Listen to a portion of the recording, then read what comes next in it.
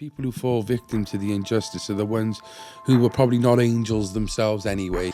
I'm no angel, but I'm no murderer. I got out of prison that day and the fire happened in the evening. And next minute, and I could see the CID officer, Phil Jones. He looked at me through the mirror. He pressed play on the car cassette and he had the song Bruce Springsteen, You Can't Start a Fire. He played that.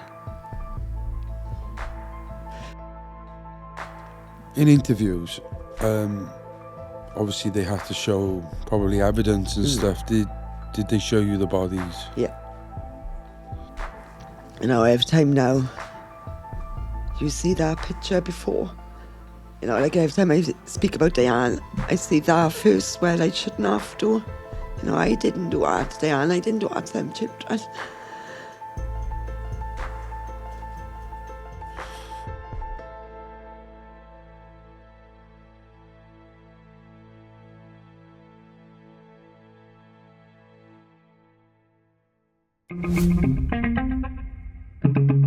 The Central Club. What's going on, people? Welcome to the Central Club.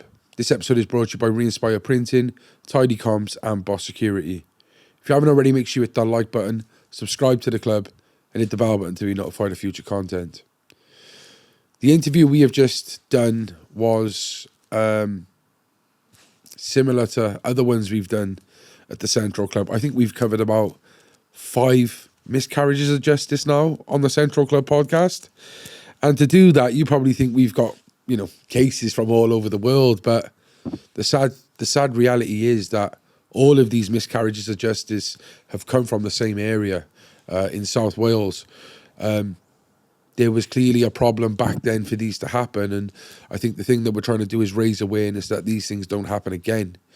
Today, we had Denise Sullivan on, who was part of the Merthyr 3, an arson attack that killed 3, a mother and 2 children. And Denise and 2 of her friends went to jail for it. The perpetrators are still out there, so they say. They're there saying that they're innocent. Their names still haven't been cleared. And, you know, we got Denise on today and she really opened up. And I do feel for the person. She's such a brave person. And in my heart, I don't think she done it. But I'll let you decide for yourself as well. Denise, thank you for coming. Thank you for having me. Yeah, how are you? Nervous. Yeah? Yeah. Have you done anything like this before? No. You've done a lot of, I've seen I've articles. done magazine and South Wales Echo, Western Mail, but nothing on camera. No. No. For the people out there who don't know that you was a victim of a miscarriage of justice. Yeah. By South Wales Police. It's known as the Merthyr 3. Yeah. Just quickly, in a nutshell, can you explain what the case was about? It was a mother and 2 children. The house got set on fire and 3 of them died in the house fire. Okay. For the people who are watching as well, we've also got Michael O'Brien here for moral support, who's actually helping fight Denise's case. And we've also got Denise's best friend. Do you want to state your name, love? Colleen Miles. Colleen Miles. Nice to have you here. So it's a bit different today. We've got a bit of support in the room for Denise, and hopefully you can bring your insight in it all as well, because you've obviously all got some sort of part to play within it. But yeah, thank you for coming, Denise. Really appreciate it. Thank you. First thing I'd like to go in with is so where you're from? Merthyr Tydfil. I lived on Gurnosestate, which is the next estate over from the Gurnos. That's where the fire took place, on the Gurnosestate. But I was brought up on the Gurnosestate and then I moved to the Gurnos. How was your upbringing? Yeah, you know, my mum and dad, they worked. You know, my father was down the mines. They'd done everything they could for us. You know, I didn't have everything, but, you know, we all got, well, everybody got on, everybody had a good upbringing, you know. It was nothing I can say that there was, you know. Yeah. For the people watching who are not from Wales, what type of town is Merthyr Tydfil? Well, they call it. It's very close-knit, but it's like everybody helps, looks out for each other, helps each other, everybody was your auntie. I always, everybody in the street was my auntie, my uncle, it was one Yeah. of them. It was a community that everybody, was poor, but people looked out for each other. Yeah. I got you over there agreeing as well, yeah? Yeah. Have you grown up with her, or was it like you met up after everything, or? We've known each other forever, but since all this came about, we got close. Yeah, okay. And so you brought up on Gurnosestate, is that how you say it? Yeah, Gurnosestate. Yeah, I know the place. And then you moved to the Gurnos. Yeah. So if you could compare the two, what's the difference between Gurnos is quite a, well-known estate, isn't it? I've got a bad reputation for crime and drugs and whatnot. Unemployment. Yeah, but the community was really, everybody like was in each other's homes. Nobody used to lock their doors back in the day. Your doors would be open all day, all night, and it was. As for the drug situation, it was like amphetamine and cannabis. Like, 'cause I used to take it myself. I was on cannabis and then on amphetamine, but it was a normal. It was normal. Everyone was taking it, like, normal. Yeah. How old was you when you started taking phet and cannabis? 18. 18? Yeah. When I went to the Gurnos. Really? Yeah. So, so you was pretty innocent over Yeah. Gurnosestate. Yeah, and when I went to Gurnos, do you know what I mean? I started having a joint, and then, it's called a bomb, put some powder in, fag paper and swallow it. Yeah. So what was the purpose of you moving to the Gurnos? Because I had my daughter, and then that's where they gave me my first flat. Because, that's where they used to put people, everybody over on Gurnos, so that's where I moved to. Yeah. Culture shock to you compared to from where you was from, or?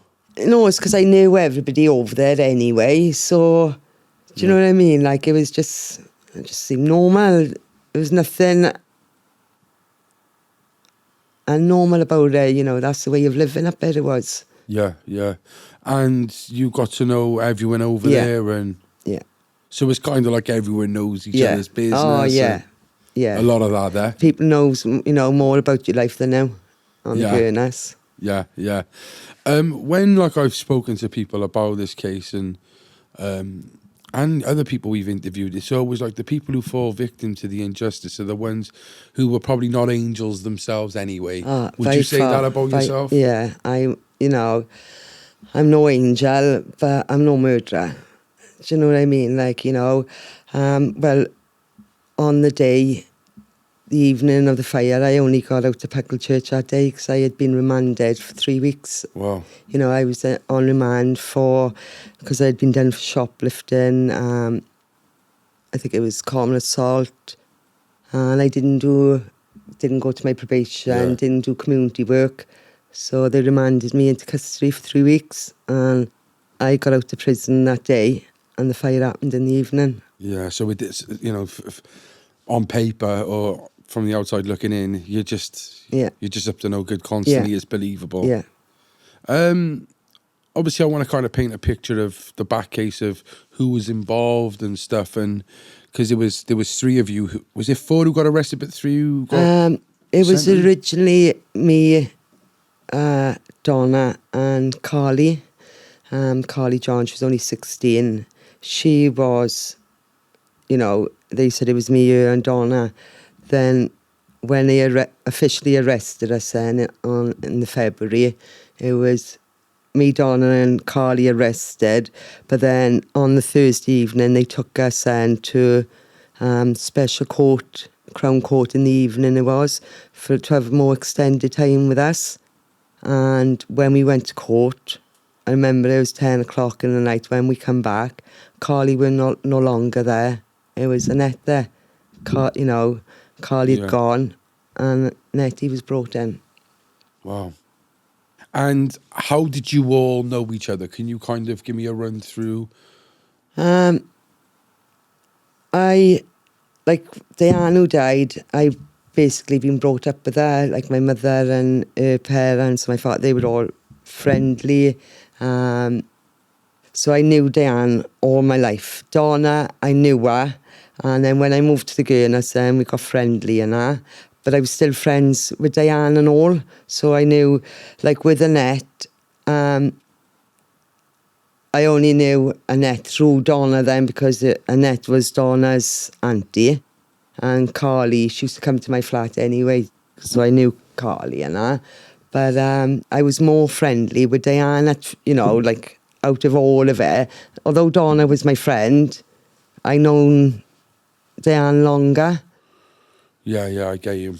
And obviously, in this case, they've had Donna as the main But Donna had an affair with Sean. That's Diane's partner. They call him Flasher. Donna had an affair with him in the February 95. They was only seeing each other 2 weeks. You know, they did sleep together, but that was there. Diane found out about it, and her and Donna fell out. Every time they seen each other, they argued, you know, and it was Diane who was doing it, not Donna, because, you know, Diane had every right to, you know, run her mouth up at Donna, because Donna was in the wrong at that time, but it was over with. Now, they put it that Donna was infatuated with Sean because he went back with Diane and she couldn't have, Donna have gone out and done this. No. Yeah, from talking, it just seems like it's just like a lover's tale, or it's like, you know, love is what was the cause of this horrific murder, but you seem to think it isn't, and you think there's more to the story. So can you jump in? Well, Sean was what he told everybody. He was the best dealer. You know, he run Merthyr. Well, he run the valleys with cannabis, amphetamine, green eggs, yellow eggs. You know, Sean, you know, and he did have strong stuff. Do you know what I mean? I used to have it off him. And he weren't a nice person because he was a big I'm this, I'm that. He was, you know, like he had nobody could do anything to him or say anything because he had people running for him. You know, he was a bully. He was a bully. Like a couple of weeks before the fire, he was in Diane and the kids, and masked men went in, you know, and caved his head in with an hammer. They beat him on the sofa and he was in hospital over it. You know, that's the kind of person he was. You know, he was a big, big dealer. Yeah. Yeah, well known. Okay. So you think that it's kind of tied into that then, do you? Yeah. Okay, so going back to the Puckle Church thing, you've been remanded. Can we talk about actually the event of what happened that night? And well, I got out. Obviously went back to court. Went up my mother's because my children was there, and my sister worked up in Ganach. There was a pub called the Iron Horse, and my sister was working there. So I thought, I've got there for an hour. I went up the Iron Horse, and up there, a few of the boys was there. LSD, I took an LSD. I know. Was there, and then next minute Donna phoned me, and you coming over? Well, you coming over? Come over. Mark's having a party. This was another friend of ours who lived on the Gurnosestate. They're all having it, you know. Come. So I went when I met Donna and Carly, my cousin Susan. There was a few of us going, but then they ended up going back. So it was me, Donna, and Carly. Walked over to the new estate or the Gurnos. As we got over there, passing the flats, when I was in prison, Donna had written to me and told me that she seen my auntie and there was a mess on her face that she believed her boyfriend had beat her. So when we was passing, I said, I'll knock her door now. So I went up the steps. I was knocking the door. Carly came up halfway up the steps behind me, and Donna was walking like on the pavement, but I had my back to her. So I was knocking on the door, calling my auntie, no answer. Well, I come back down and Donna was still there. We walked over to Mark Morris's house then. There was loads of them in there. Mark, his missus, me, Carly, John Fair. Oh, it was gangs of us in there. Anthony Pembridge. And we was all there. Everybody was, you know, happy days because they'd had a mushroom brew on. They were taking magic mushrooms. It was kind of everything going on. And next minute, Pembridge said he was going. Pembridge left. Everybody's buzzing around, oh, what was it like in jail, all this and that, do you know what I mean? Like, Donna said she was going because she lived 2 rows behind Mark. So I'm going to check on the kids. Donna opened the front door. She went, oh my fucking God, look at the smoke. As we all went to the front door, you had a bank in and you could see a block of flats and like a gap where the car park was, and you could see the smoke. So we all ran up the bank in. As we got by the corner of the flats, you could see then it was Diane and Sean's house that was on fire. You couldn't see it at first, but when we got there, by the car park, we could see it. So as we was all running across, it was through the neighbours out and that. I said, what the fuck? Because we didn't know. We didn't know if Diane was in. Nobody knew, and then we didn't know anyway. Well, then they were saying, yeah, Diane's there, Diane's in. And I said, oh, the fuck is Diane in there? And they said, at Pembridge, this is Anthony Pembridge, apparently seen Diane in the window. So that's when all, you know, they had all the floodlights on, all the police, everybody was there then. And we thought... When the fire was on, he said... It was the house, by the time we got it was all blazing. Oh, do you know what I mean? Well, it was just, you couldn't see nothing. The house was just... A flame. It was nothing left of it. And they were saying that she was in there and that. And then... Because we all thought that apparently Diane used to stay over her mother's on this evening, every Monday or Tuesday. She used to stay over her mother's, she did. And this night she weren't, she was in her house. And well, everybody thought then, oh, it was electrical fault, or do you know what I mean? Like, because it was shocked that Diane and the kids had gone, but then it was a case of, oh, it must have been electrical, something like that, nobody knew. And I think it was a day or 2 days after then, or 3 days after, the police done a thing saying it was done deliberate. Something was poured through the, well, they said it's a letterbox, but she had a board because of Sean's lifestyle. The police had put the door through. Yeah. So they didn't have a front door. They had a board there. So, you know, well, that's what caused it. It was petrol poured. So what, they would have kicked the wooden door down and put petrol in, or like just put petrol on the wooden door? You know, what was that? What happened there? Well, they tried to say that it was poured through the door. Now, the board is from the top to the bottom screwed. So Yeah. do you know what I mean? Like, do you remember when this happened? Yeah. Yeah? What was the talk, you know, on the estate? Well, we didn't know at first, did we? Until just after, and we couldn't make out how the petrol got through the inside. Yeah. Do you know what I mean? For the house to have gone as quick and like it did, it was unbelievable. Yeah, well, I will put photos up, but when you look at it, it's every room. It's not like there's a fire in this part of the house, or, you know, a fire's broke out here. It's the whole house is engulfed, isn't it? You know, it's so sad. it's like they tried to say that it was poured through the letterbox. But there was no letterbox. But it wasn't a letterbox. I like to take a thing out of it. But, you know, when the council puts them boards up, they drill it from the top down to the bottom. Do you know what I mean? Like, now they tried to say that Donna have gone, when I've knocked my auntie's door, that's when Donna slipped off, right, set Diane's house on fire, and she've either, you know, prized that off on her own or poured it through, come back, no, nothing, no smell of petrol. Me and do you know what I mean? Like, it's just impossible. What are they trying to say? That Donna done, and I give her an alibi for doing. It just don't make sense.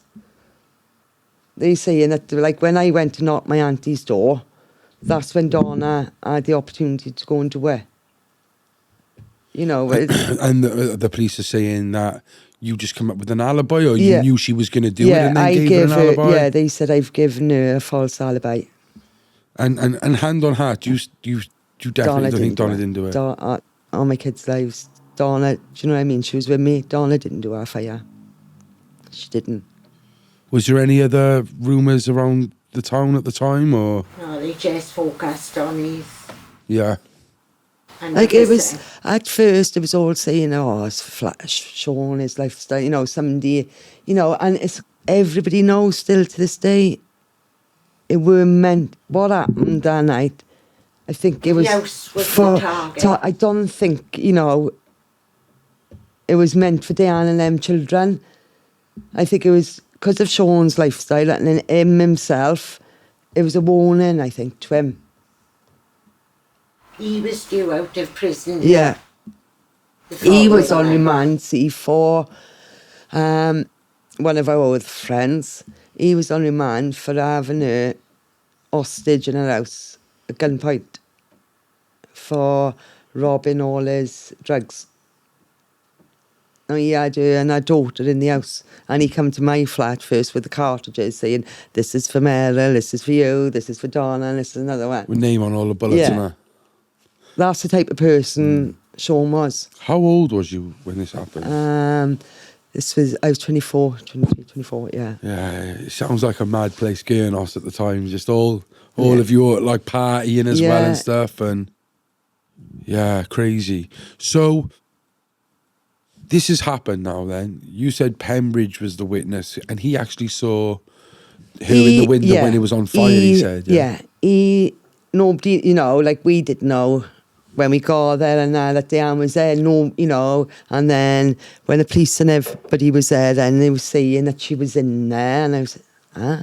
And they were saying, yeah, Pembridge had seen her, because the other neighbour, Dean, he lived in the same row as Diane, he come out and he was trying to help, and he had like, because they had like plastic all on the plastic around the windowsill that had melted down onto his forehead, and now, well, he was trying to get up, you know, because Pembridge had told him that now he hadn't seen her, but Pembridge had told him that he seen Diane in there. So people were trying to get into the house with her. Yeah. So the fires happened. 2 days later, they've said that it's on purpose. What's going through your mind? Like, are you even thinking that you're going to get picked up? No. Didn't think for 1 minute. Do you know what I mean? Like, they'd come to me. They were going around. The police was, obviously, they had to do the, you know, police inquiry door to door, spoke to everybody on the estate, come to me, asked me, you know, what I was doing, what happened, all, you know, told them everything. Yeah. And then, like, before, you know, what I used to be about and that. And it was like, what about Donna then, Denise? You know, we know her and Flasher. I said, I was before, it was nothing. Do you know what I mean? Like, because to me, it was nothing, because Donna and Sean used to see each other and they used to row, didn't they? Call each other names all the time, and it weren't a case of, you know, she loved him and all. The way they put it, Donna, like, was just idolised him, and it weren't called, was it? You know, it wasn't like that. It wasn't like. It was over. They were going around in the estate, doing their door to door, and they were saying to people, well, do you know if Diane have ever fallen out with anybody? It's common knowledge. Diane and Donna rowed. Yeah. Do you know what I mean? Everybody knew her. And they said, oh, no, Diana used to get on with anybody. Oh, well, she never used to get on with Donna. Oh, yeah. No tape straight away. And they said, no, well, we think, what do you think about Donna then and Diane? Oh, well, Diane didn't like her. And then they'd be saying, oh, As well, they that's how passed it, away, yeah. So you get arrested how long after? They took us a couple of times. I think it was about 3 or 4 times in November and December, saying, oh, look, come with us to the police station. It's only voluntary. You're not under arrest. Helping us now. We need to know this. We need to know that. So we was going and that. And in the February end, Valentine's Day it was, me and Donna been up all night on the powder. Comes down Donna's and she had to go over the shop of the other Gurnos shops. She said, I got to get a Valentine's card for a partner. So I said, no, get my Uber. We'll take my Uber to my flat first. So we grabs my Uber, goes in my flat. And she said, oh, we may as well have a bomb before we go over there. Carly was in bed with her little boy. And next minute, I could hear her all running, coming up my steps. So I said, Dawn, drug bust. Next minute, I grabbed all the canvas. Donna grabbed the powder because we thought it was, drugs. I could see them all running in. And they were like, I could hear him, Phil Jones, he went, can all units, suspect number 1 and number 3's at number 2's. Can all units come to number 2? Well, the next minute, they dragged me in one room, Dawn in another room, and Carly in another room. And so, well, it just said, Denise, we're arresting you on the murder, on suspicion of the murder of Shona, then Sarah, then Diane. I didn't know, do you know what I mean? Like, I didn't know what was happening to me. I remember putting me in the car. Next minute, I thought, where am I going? Because I thought I was going to Merthyr police station and that. No, going on the A470. I thought, oh my God, where am I going? And next minute, then I could see the CID officer, Phil Jones. He looked at me through the mirror because he was driving and there was 2 sitting by me. And he pressed play on the car cassette, and he had the song Bruce Springsteen, You Can't Start a Fire. He played that. So he took me in, didn't know where I was going, down to Canton police station. Gets there, well, I didn't have a clue where I was, and I was in the took me down to cells. I thought, what's them men doing there? Opposite, it was like a boiler room. Men were in there, like trying to, there was no eating or nothing down there. So he was there. Next minute, Donna was next door, and then Carly was. So, like, I had drugs on me, Donna did. Taking us for interviews, we singing, everything, and it was absolutely freezing down there. So it started playing Eleanor banging, it was cold, So all I could hear was squeaking coming down the corridor. Cell door opens. Next minute, brought Carl gas fire in with me. Huh? Carl gas fire. So I said to Donna, what are we here for? I said, what? She said, what are we here for? I said, you know what you were right? I said, yeah, what are we here for? She said, you worrying me now, are you okay? Because Donna thought, something wrong with me. And I said, no, I want you to tell me what murder in there, she said. I said, yeah, but how? And she said, fucking fire. She said, a fire, they said we done a fire. I said, well, why have they brought the fire in with me? She said, what? I said, Donna, I got a car gas fire in with me. So Donna then started banging and shouting and that. Come back down, next minute. Well, the gas was to keep you warm, was it? Yeah. But obviously, if you're an arsonist and you've got fire. Supposed to murdered a mother and 2 kids with a fire, and they just put me in a cell with a fire, like. Yeah. So Donna started shouting next minute, and they put me and Donna in together. So this is while we getting interviewed, me and Donna are in the cell, Carly's next door, and sorry, just to stop there, like, what's the conversation between you both when you're in there? If you're in that cell together, you're arrested. Like, what's the conversation? We was talking about everything, is it, no, they're going to see us and all that, so this is not going to happen. And then we was thinking, no, what about this one? You questioning, like, what the hell are we doing here? What have we done? And, you know, and like Carly was crying and you know, like because at the time we didn't know the cells were bugged.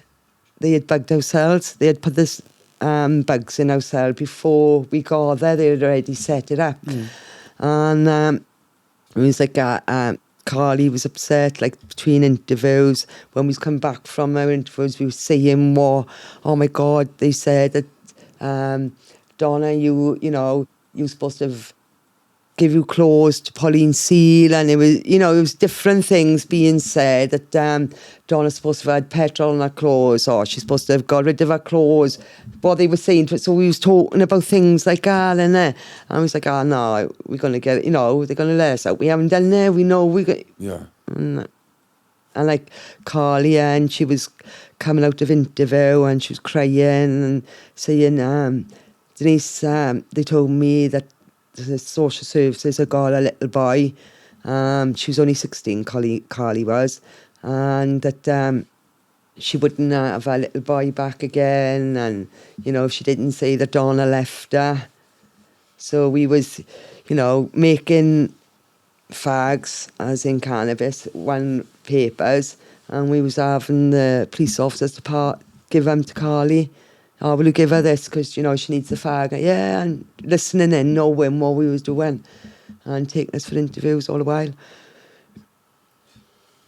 So unprofessional. Well, it's not even. That's And probably like complimenting we them. didn't know about the bugging of ourselves. It's only that when we was due for our trial, one of the barristers and the studies went to the Pen and Wig pub in Cardiff, and the prosecutor was there, John Charles Rees, and he was speaking to somebody, and he said, oh, what do you think? He said, all them hours, all our waste of time, he said, with the COVID tapes on the Merthyr 3, he said, it's not, they're not good, but they tried to hide it from us, so we had to, our teams, to fight and take it to the High Court so we could have the tapes, the bugging, because we didn't know about it. What do you know about Wales' #1 rated security provider, Boss Security? Boss Security Limited are a professional security service provider based in South Wales but servicing clients on a national scale. With over 10 years of experience in the security industry, they are true experts in all aspects of security. From CCTV monitoring, manned guards, mobile patrols and alarm response, they provide the most advanced technology on the market, along with an expert team of staff delivering complete security solution to their clients throughout the UK. So why don't you stay secure? We've all heard of that saying, it's too good to be true. And I live by it until I come across Tidy Comps. Because there are good people out there who genuinely want to help make a difference in people's lives. And that's what TC are doing, via huge raffle prizes with all earnings going to a good cause. If you fancy a chance at winning, big or small, then send in your £1 entries to Tidy Comps. There are many opportunities to win, from daily and weekly Pay My Bills comps, signed shirts, and the big one that runs monthly, with prizes including 80 grand cash or a fully furnished house. What are you waiting for? Get a chance at winning big, and if you don't, then at least you're taking part in helping local charities throughout Wales, such as the Welsh Children's Cancer Charity, Jacob Abraham Foundation, Tackle Your Thoughts, and many more.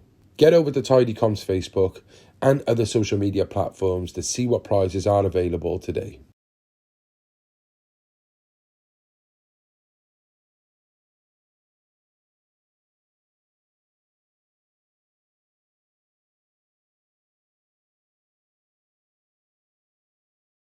Can I interject there, if I may? Yeah.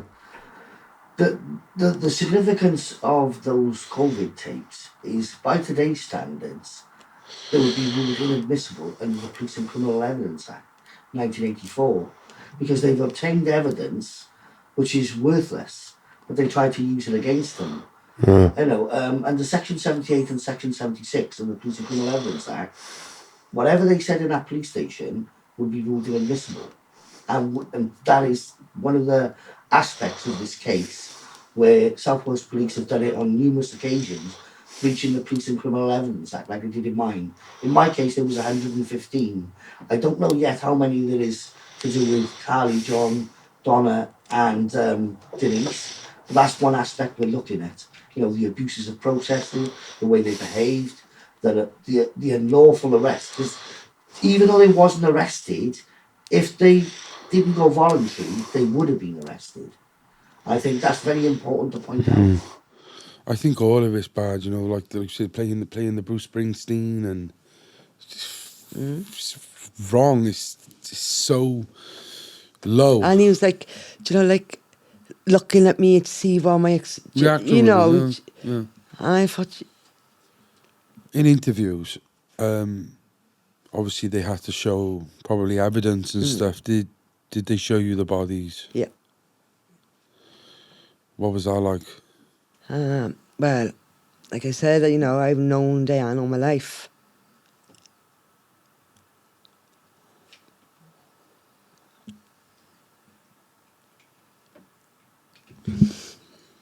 Some tissue.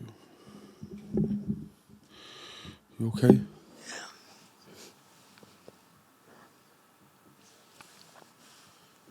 No, I'm right. Do you want a water? Is there water in there for you? Pass that, man.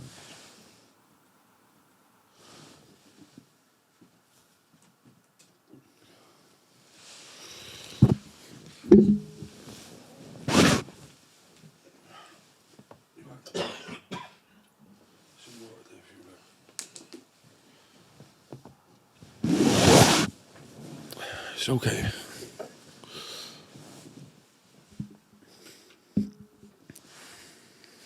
You okay? Yeah. If you don't want to talk about it, it's okay. No, it's fine. It's just like, you know, every time now, you see that picture before. You know, like every time I speak about Diane, I see that first where I shouldn't have to. You know, I didn't do that to Diane, I didn't do that to them children. So you mean anytime you think of Diane memories or Yeah. whatever, you don't remember it as Diane, you No. remember what you've seen? Yeah. And did you know the little girl in there as well? 2 little girls, yeah. Same age as my boy. Well, just a couple of months younger than my boy. Were they, when they found, you know, the photos of the bodies, was there struggle of trying to get out? Were they, you know, was one of them downstairs, one of them No, upstairs? Like, what was that like? Shauna was on the floor by the window. And the baby, Sarah Jane, was on the bed. And Diane was kneeling on her knees over her with her hand. With her hand over the baby Trying to cover her? on the bed, yeah. So how did they say how they died? Was it the smoke? It No, was burned? yeah. The heat killed them. So she was fighting all along then, like, you know, she was still... They said, like, the forensic, you know, results was that within I think it was in 2 minutes, less than a minute, 2 minutes, the bedroom that they was in was 3 times hotter than the Japan. Do you know what I mean? There was that much heat in the bedroom that they were in. Wow. 3 times hotter. Because she'd had I think the bathroom window open a little bit, and they said that where if you know come up then and if dragged it straight up into the room, but it were no. Diane didn't have no doors on the bedroom, so there were no door there. So I It's gone suppose, straight in and engulfed it. yeah. The thing is, you can't grieve properly as well. Like, you know that you knew that person. You probably, you know, you weren't allowed to grieve over there. No. You know, it's tough, innit?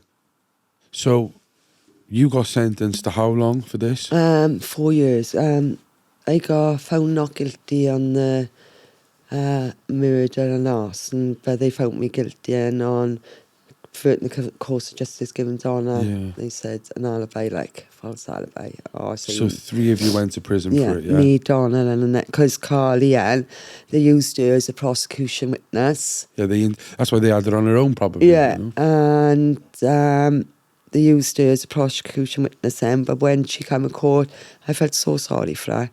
You know, our court, our trial, it was a farce. It shouldn't have been allowed. You would never think that it was a serious crime. Do you know what I mean? As a mother and 2 babies have been murdered. Yeah. And it was a big joke. Cardiff Crown Court.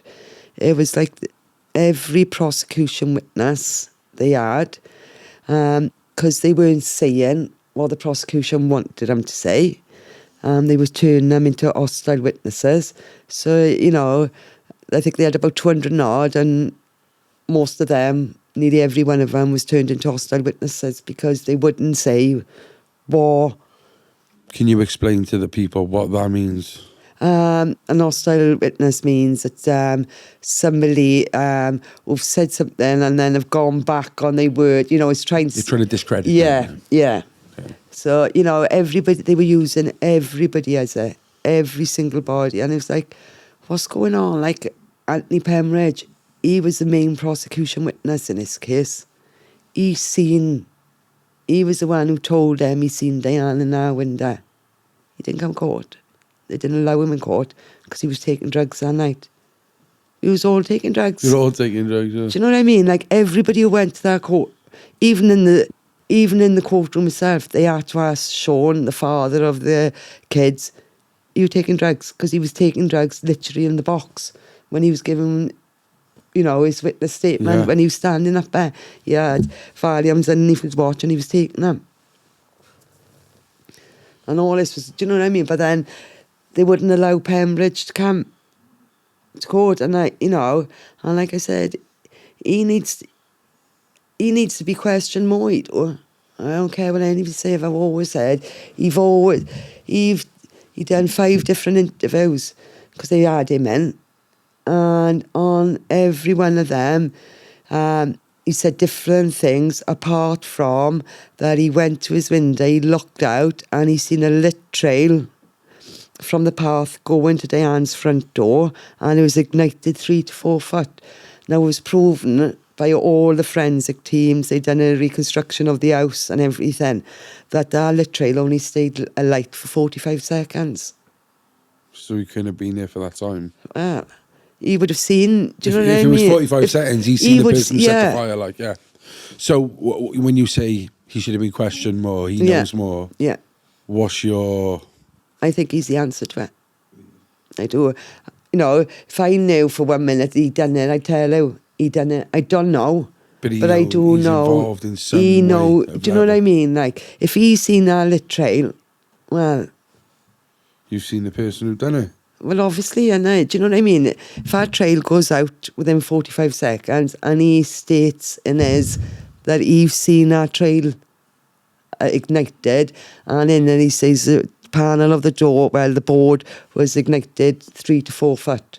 And when they've done all the testing, that's how it stays lit for. What time was the fire? Between, I think it's 20 to 2 and 10 to 2. So they were all in bed, the kids, and they were all sleeping. Yeah. When this happened, when she got sentenced and stuff, as a friend, any abuse, any trouble for sticking up for her? Or? On February the 14th, when they arrested you, they came and arrested me for withholding information. I supposed to have known that they'd done it and was covering for them. But I had my door kicked in, my front door. My son had asthma attack. It was the build up to the arrest. And I got out of my house then. I went and stayed with my mother because I moved to Aberdeen then, and the morning they picked me up, they took me, and I wanted to go home. I come back. I had 4 of my cars blown up. Alright. they came to my house with baseball bats, a car full of them, of boys.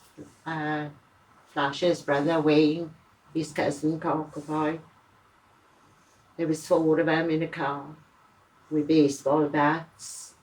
But of course there was somebody there outside my house who was a bit of an handful, and he ran to the car and he told them, get out to my street and don't come back. But I had 4 or 5 cars blown up in the car park. So when you're in prison, obviously you're known as someone who's killed a mother and kids. What was prison like for you? When you go in, you know, they tell you that, you know, you can go on protection on the hospital wing and things like that, but I'm not. Do you know what I mean? Like, I'm not. We went on normal location, but luckily, do you know what I mean? We did have, you know, there's a lot of people that knew us anyway, knew me and Donna, and they knew we, you know, were nice, so we had a load of Cardiff girls, Bristol, Swansea, do you know what I mean? Like, so he was well known and that. So, but I was angry, I was so angry. Whereas Annette, so all she used to do was, oh my God, she wrote to everyone. And I mean, she wrote to Princess Diana, Michael Jackson. She's writing to everybody because she said, oh, they like kids. Yeah, they do that. Because she thought that the more people she could write to, it would help us. Do you know what I mean? But she never got a letter back of him. Oh. But she did. She used to write to everyone. Well, Mike, sounds like what Michael used to do. Mike, she wrote you what? I got 42 pages. Yeah, and I mean, do you know what I mean? On A4 on both sides. Yeah, that was that's how Nettie dealt with it. Yeah. But me, I was angry. Do you know what I mean? Like, so like when the screws comes, oh, come on behind the door. Fuck off, will you tell me to get behind me? How dare you lock it? You know, who gives you the right to lock it? Or me? I was, do you know, proper. Oh, yeah, I know. I was angry, I was. And like, do you know, like if, when you're on the wing and then somebody on the other wing is like, oh, go on, you fucking murderer. I'll murder you. No, you wait till tomorrow. Wait till from behind the office wing. And that's how I dealt with, do you know what I mean? Like, I used to fought, you know, I used to fight my way through the jail. Yeah. And a lot of the time it's because I was so angry with what was going on and there was nothing I could do about it, you know. I couldn't. And then you're living up to that name of a murderer then when you're angry as well. You've seen some, what prison was you in? Eastwood Park, is it? Yeah, or? Yeah, I've been Trefil, been there with Rose West. Yeah. Donna, yeah. Sent her a Valentine's card under her door. You what? Sent her a Valentine's card under the door off off Fred and me from 25. Oh God. And plot 25 Cromwell Cemetery, that's where we put. Rosa Ray, I can't remember what we put on. Have you ever met her? Have you ever spoke to her? Not spoke to her, no, because but I've seen her and like they expect she used to be behind the servery at one point, yeah. If she, you know, like, but you couldn't, there's no way you could, you know, when they say you can do this to them, you can do it, you can't get near them because whenever they walk anywhere, they got a screw in front of them, behind them, on each side of them. So it's like, you know, you can't get near them as in. When you've seen her, what kind of like aura did she bring about? Did she just look like? Yeah, I know she's ugly, but did she look like? Could you tell? A wrong un, yeah. She looked like a wrong un. Yeah, definitely. It was like, something about her you knew. Do you know what I mean? Like, and the way she looked, like, I don't know. She was. Is that how she looked? Yeah. But she was smarmy, or. Do you know, like, didn't care. So, like, when you see things about Rose and that, but she didn't have a care in the world. She didn't. How did you get released? How did it come about? Was your time served, was it? So you didn't get released early? No, I went to my appeal. Yeah. I went to my appeal, I did. To be honest, I can't remember much about that. I can't even remember the appeal because I was on heroin. Because when the day, like, when we was leading up to our trial, you know, of barristers, you'd 100% coming home, you're coming home, you're coming home. So all the while we was on remand, all the girls, like the drugs in prison, it's unreal. I think it's easier. It's more easy accessible in women's jails than men's, though. Well, it's, you know, like the drugs in there, you can have whatever you want, anytime you want and things like that. And all the while when we was on remand, we could have had heroin, you know, all day, every day. But no, I don't want that shit, innit? We weren't like that. And then the day of when we got sentenced then, we went back to the jail the next day, me and Donna went straight on the heroin. And then I had an heroin habit then. I went to my appeal.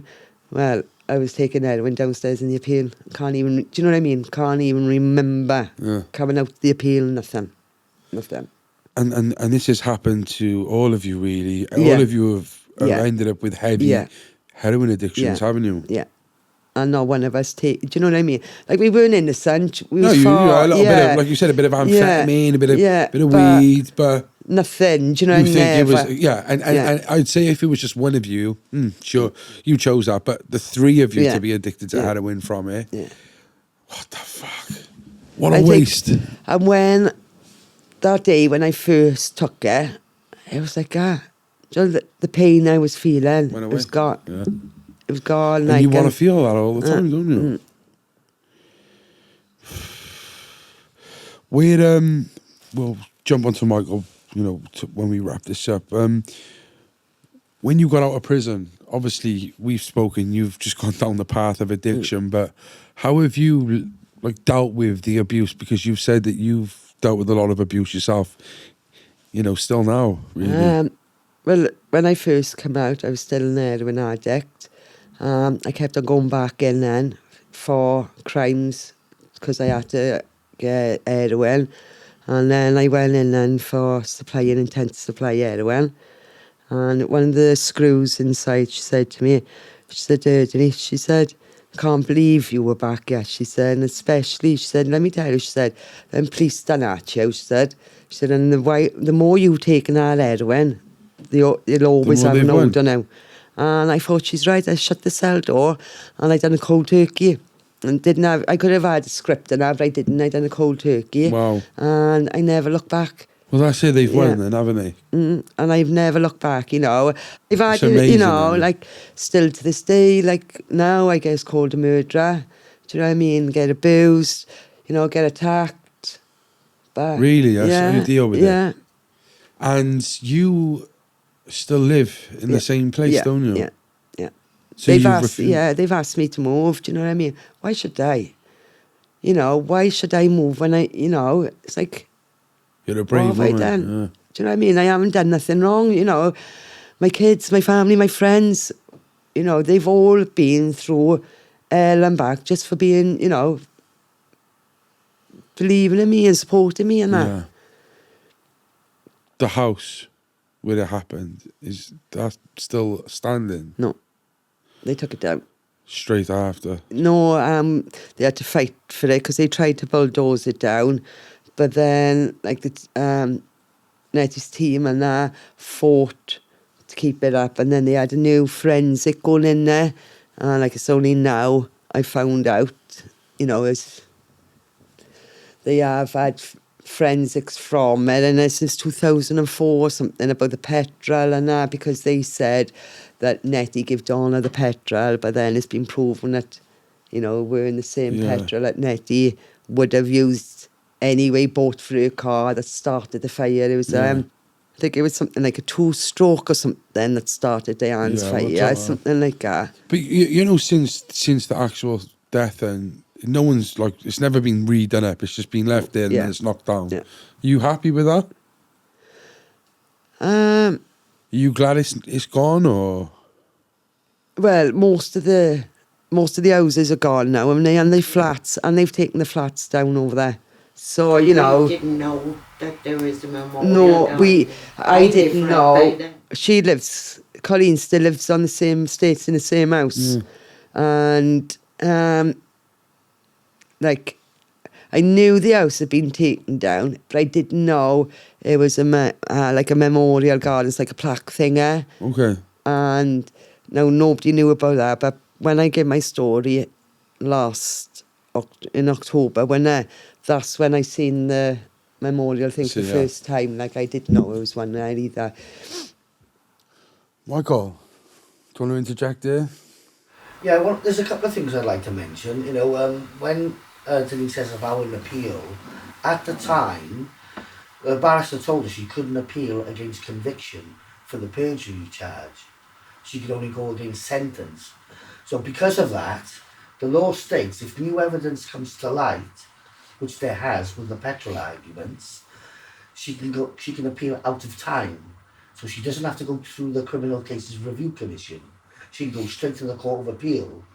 Once they're aware of the new evidence, and I've got a barrister already lined up for Denise, who's going to give us his verdict on what he thinks of the new evidence, which we know is strong. It's only a matter of time before some sort of appeal is going to come about. But we can't say for sure how long this is going to take, because there's a number of excuse me, there's other issues where we can find new evidence to do with the case, like the breaches of the Police and Criminal Evidence Act. We need an expert to look at that stuff, to say what they breached, what they did, what they done was unlawful. And there's so many aspects of the case where, by today's standards, they would not have been charged. It's as simple as that. Yeah. You know? And whilst Denise has only got the perjury charge against her, the mad thing about it is, if Nettie and Donna are innocent, it goes without saying that Denise has to be innocent.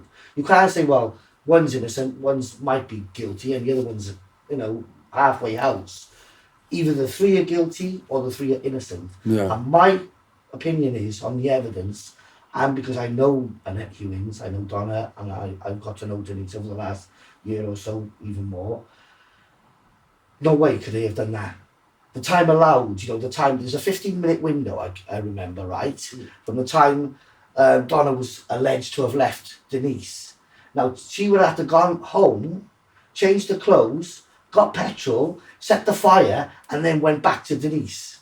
It's just impossible to do. I mean, we're looking at that now. We've got somebody looking at that aspect of it as well, because it's impossible to do.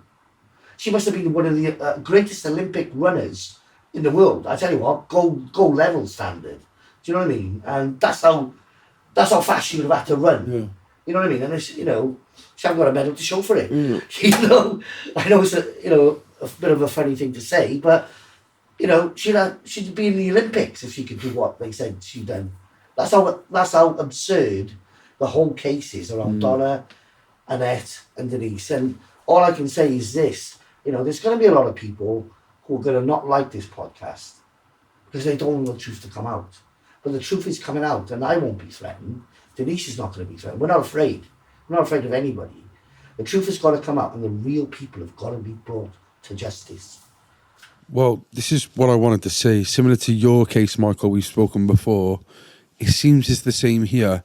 Of course, you want the justice and your name to be cleared, but we need to find who's accountable for it as well, really. The same as you, Michael. Your killer's still out there as well, mate. And it's the same. And I think the police do that, don't they? They think, we'll hold on to whatever for so long, then we'll give them their innocence and hopefully they'll forget us chasing the real killer. But there's still someone out there. It's not just in mine and Denise's case. You've got to remember there's numerous other cases. The Jonathan Jones, the Darvell brothers. They still haven't caught the real killer. This is why I'm calling for a judicial inquiry into the whole policing and the solicitors, the barristers. They've all played a significant part in causing these miscarriages. So would you say that, we're not saying South Wales Police right now, but the police force back then are not just corrupt, but they're bad. They're not even a good force because they haven't found any of these killers? Or would you say they now know who the perpetrators are, but they don't want to have public outcry and just save face by saying, "Oh, it's them." Like, it's the same with, you know what I mean? Like, with the Di Morris now, if the police come out and said, "No, yeah, actually, we covered it up," the reason why I think the Di Morris case will never ever come out is because it's not like John Ackley where they've got the killer or it's this person. Oh yeah, it's this. It's the police who actually killed in that one. Yeah. They say so. The police are never going to come out and admit that because it's not just saying that they've covered something up, but their own force are killing people. Do you see what I mean? They'll have to disband CID and stuff like that, like they did in the West Midlands Crime Squad with the Birmingham 6 and Guildford 4. They don't want to do that. That's the problem. But I have noticed in all these miscarriages of justices, in Wales, nobody has been held to account. Police officer wise, solicitor, barrister, or anyone within the criminal justice system, with the exception of the Cardiff 3, where the witnesses got done, but the police got away with it. Because these documents went missing. Yeah. And who knows what evidence they had. I know what evidence they had against them. You know what I mean? Because I worked with the guy who wrote the book. Is it worrying for you guys? Do you think that this is going to continue with more miscarriages of justice? Or do you just think this was an episode in the South Wales police, an era of policing? Or do you think it's still...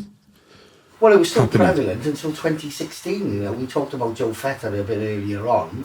I mean, they're still using the same methods, which convicted me in 1987 in 2016. I mean, what we would call unsavoury characters who were in serious trouble with the police, long criminal records.